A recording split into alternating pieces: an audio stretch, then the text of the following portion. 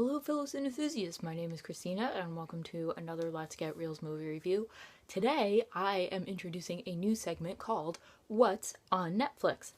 This idea was given to me at DreamCon 2015 by Michelle Akin. I had seen her at a panel and I was very fortunate enough to get the chance to talk to her at the end of the panel and really get to kind of hang out with her for a few minutes. And I had mentioned to her that I run a movie blog and that I also run a channel reviewing movies, and she had said, "Oh, I love movie reviews," and she had mentioned that she would like to see somebody review movies on Netflix that have like 2 stars or that maybe no one's ever really heard of, because sometimes people give movies on Netflix not the greatest reviews, but that doesn't necessarily mean that they aren't good movies. I'm taking this a little bit further and I'm going to involve movies that maybe you haven't really heard about but do also have great reviews and other things that I find that you guys should know about.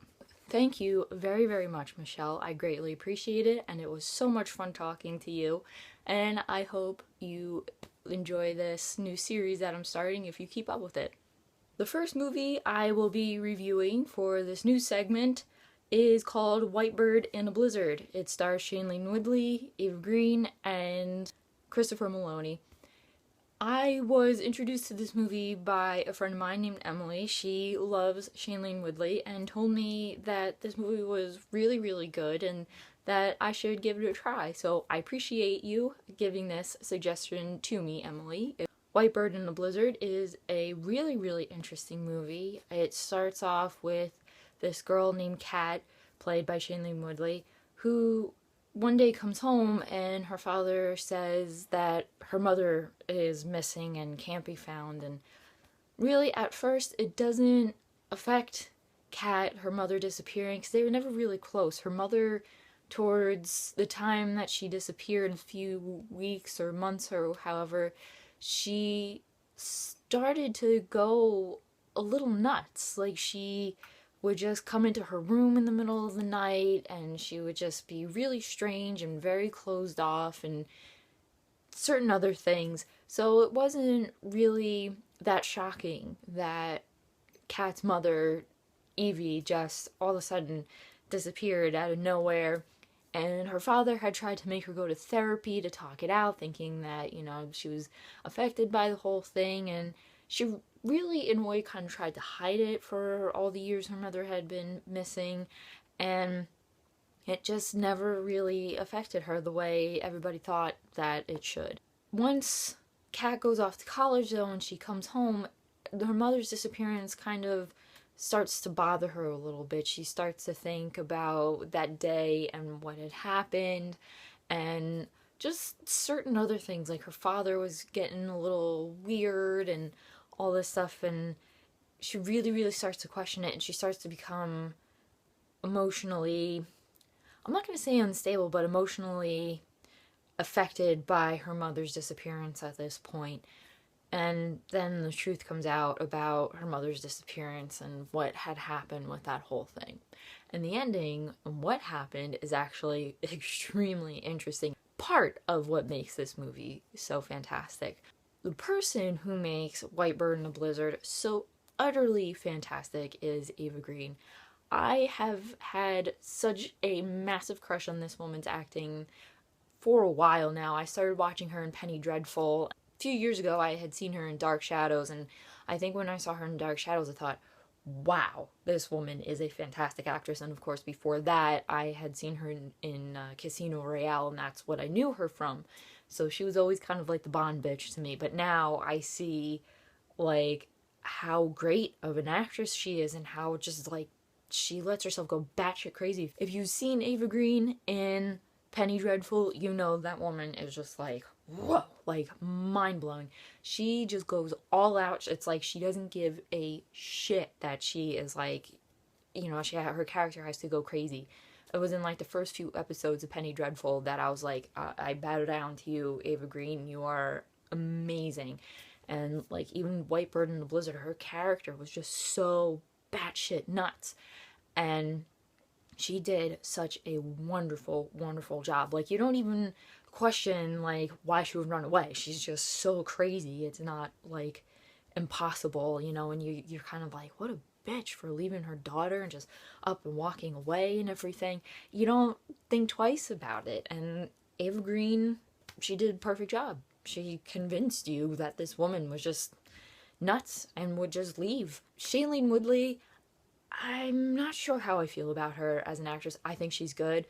I really have enjoyed some of the movies that she's been in, like The Descendants and The Spectacular Now, and even in this movie. I really have to see, I feel like I have to see more of her performances to be like, wow, okay, I see what the big deal is about her.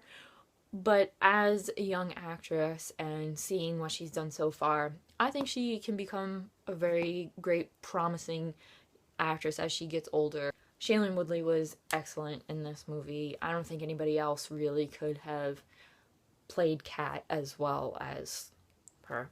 Christopher Maloney, I'm so used to seeing this guy now in Wet Hot American Summer. It's like so hard for me to like take him seriously. I never watched him on Law and Order SVU, so like I'm not used to his like serious side. I'm used to his like goofy, I'm gonna go hump the fridge side from Wet Hot American Summer. But again, he was excellent. He did a really great job, and in the movie, the mother kind of like walks all over him, and he did a really good job of playing this guy that would just let his wife walk all over him, and then just finally is like, all right, like his daughter started to walk all over him and just be like, I'm not doing anything, I'm an adult. And then he's just like, all right, well, it's my house, you gotta play by my rules. He gets to that certain point by the end of the movie. So White Bird in a Blizzard is absolutely worth watching. There's so many good scenes in this movie. There's so many like excellent visuals, and the soundtrack is actually really good because I think it starts off in the late 80s and then into the early 90s. The entire cast is fantastic. If there's one reason you should definitely watch this, it is because of the cast. You will not be disappointed by them whatsoever. The story is a story that I greatly enjoy seeing. It's something totally different and kind of unexpected. And the first time I watched this, I really did not see it coming.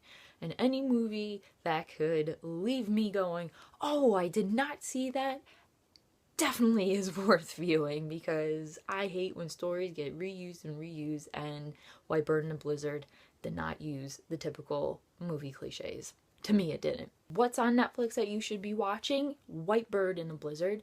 Absolutely go and watch it as soon as you can. If you don't have Netflix, well, maybe try a free trial and go watch White Bird in a Blizzard. Once again, thank you to Michelle for suggesting that I do something like this. I greatly appreciate it. And to my friend Emily for suggesting this movie. It is now one of my favorite movies, and I never would have seen it had you not told me to go watch it right away.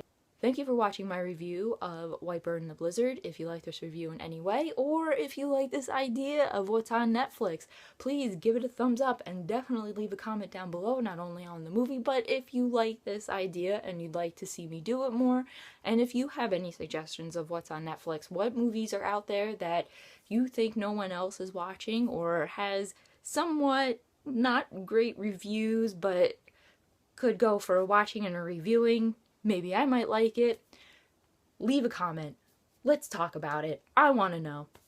And don't forget to hit the subscribe button for more future movie reviews and what's on Netflix. As always, keep watching movies and stay absolutely fabulous.